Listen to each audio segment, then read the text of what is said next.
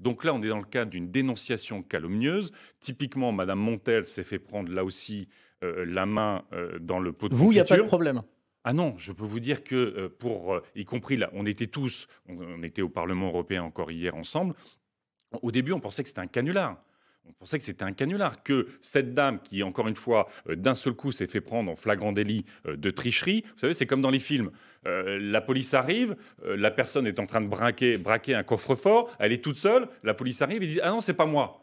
Donc on est dans un truc où finalement ils cherchent à banaliser leur comportement, par cette dénonciation calomnieuse à faire en sorte qu'il y ait le sentiment du tous pourri, alors que pour le coup là, c'est eux qui ont eu des comportements pourris. Mais alors, pardon, du coup, est-ce qu'il faut prouver réellement que vous êtes innocent ou pas? Ah bah écoutez, Est-ce qu'il faut vraiment fournir des choses? Quand, mais moi quand c'est il s'agit facile, d'une j'ai aucun dénonciation problème. calomnieuse, est-ce qu'il faut vraiment fournir la preuve que c'est pas vrai? Bah écoutez, moi j'ai aucun problème puisque j'ai tous les documents, y compris celui-là, sur la question de mes assistants parlementaires, signés par le Parlement européen, où j'ai à chaque fois qu'un assistant parlementaire a voulu avoir des activités en dehors du rôle d'assistant parlementaire, l'évolution du contrat, l'information auprès du Parlement européen et la validation par le Parlement européen. Ce sont des documents que peuvent pas montrer les membres du Front National parce qu'ils ont triché.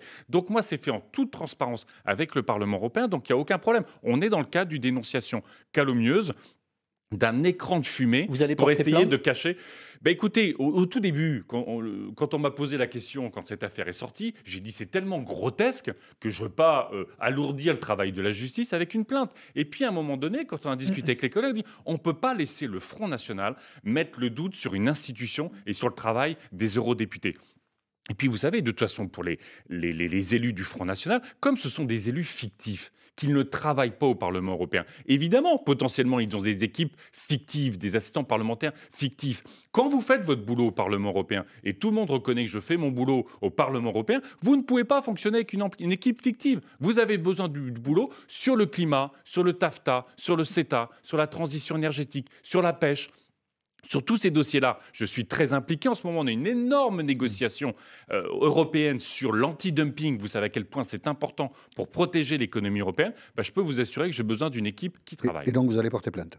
Je pense oui. Mais individuellement ou tous les 19 en même temps, parce que vous êtes 19 mis En en fait, cause? visiblement, c'est assez... assez compliqué, mais je ne pense pas qu'on puisse porter plainte collectivement. Je pense que chaque cas doit être géré individuellement.